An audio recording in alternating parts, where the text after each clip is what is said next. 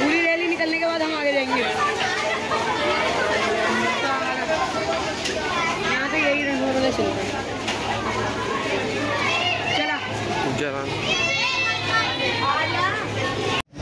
हमारे बच्चे भी इस बात को जानें कि आज का दिन हम अपनी झंडा क्यों फहरा रहे हैं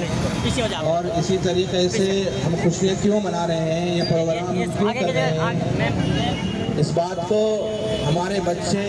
खूब अच्छी तरीके से सुन लें और जान लें कि हमारा मुल्क जो आज़ाद हुआ था तकरीबन 300 बरस के बाद हमारा मुल्क अंग्रेज़ों से आज़ाद हुआ,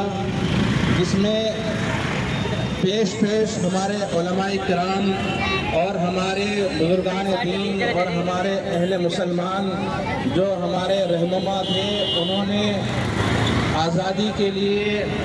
झंडा बुलंद किया और फिर साथ मिलकर हिंदू और मुसलमान दोनों ने इस मुल्क को आज़ाद कराया। 15 अगस्त 1947 को हमारा मुल्क आज़ाद हुआ और उसके बाद ये बात तय की गई कि अब हमारे मुल्क के लिए अमन व अमान कायम करने के लिए एक कानून बनाया जाए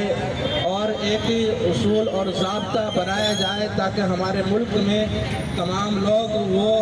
अपने अपने मज़हब पर रहते हुए सुकून और अमन व अमान की ज़िंदगी गुजार सकें। इसलिए ये बात तय की गई कि कानून बना जाए। के लिए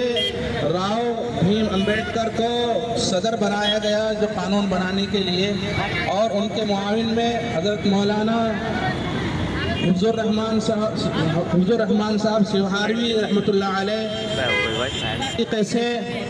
हज़रत मौलाना अबुल कलाम आज़ाद।